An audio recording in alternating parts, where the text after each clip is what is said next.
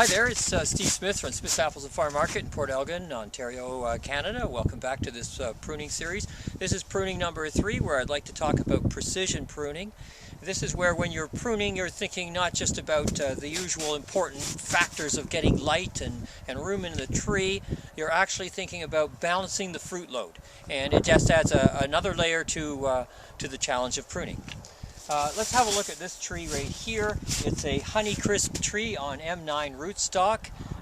We're out here late winter, still a bit of snow around, and you want to say, okay, what are the big things I have to do? Let's do that. Let's review that. Today I'm using an electric pruner. I find this is to be just a great thing for this kind of work because you can work so quickly. Okay, well, I've already made a cut up here to reduce the vigor of the top of this tree in a previous year.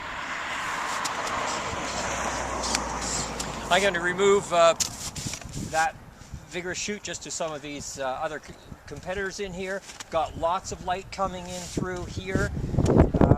Gee, I'm not so sure I want to take another one of these large limbs off. These part of this system is to think that no limb is actually a permanent part of the tree, and that when you take them off you do get renewal wood, vigorous wood that will carry the new crop. And look at this. This is just a perfect example of that.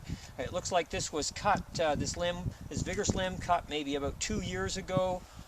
No, 3 years ago, and look, there's been a little shoot that grew the first year, and then longer, and look at the fruit buds along there. That is a beautiful new renewal fruiting structure on this tree. And even got a little shoot with a bud on it right here.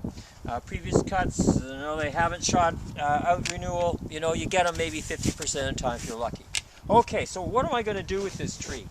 Well, I've done the leader.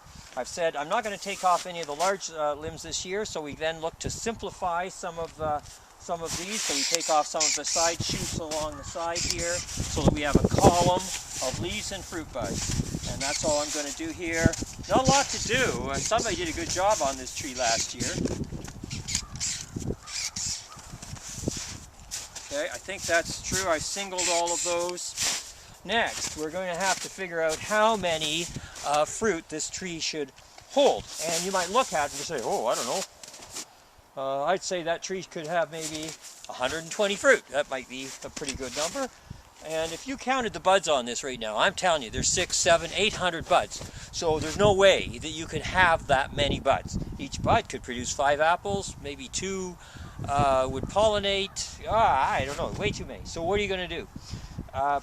Researchers tell me that if you measure the cross-section of this tree at this point right here on the tree, that's a very good indicator.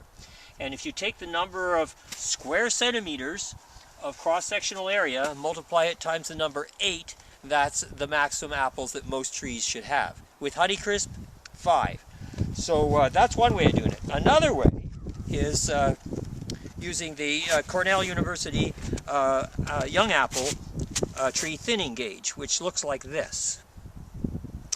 And they've already done the math for you, which is fine, and it just gives you a standard, because otherwise you're just guessing. So we take this gauge and we find the cutout that fits. Too big, too big. Oh, that's just about right. Oh, that fits perfectly, and it says, look at that, it says 103 apples on a Honeycrisp tree. So when I said 120, I was a little high, off by 20%. That's significant. So that's how many apples we want. How many buds should we leave? I always figure the multiplier 2. So I try to aim for twice as many buds. How do you do that? Well, you just start to get in here and you say, well, I'm going to get in here and do some of that. So I take these and I take off spurs on the bottom like this. Singling that one.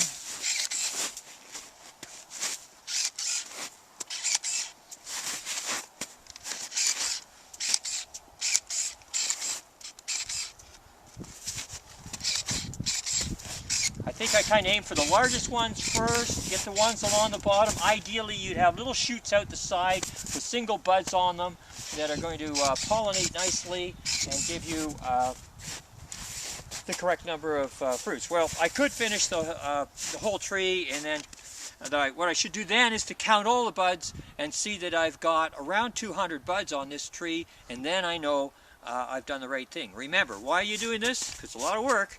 You're doing this because it's going to save you time when it comes to chemical thinning. It's going to save you time when it comes to hand thinning, and it's going to help prevent the problem of biennial bearing and all that sort of thing. And the other big bonus, the tree doesn't have to spend all that energy making those flower buds and those little fruitlets.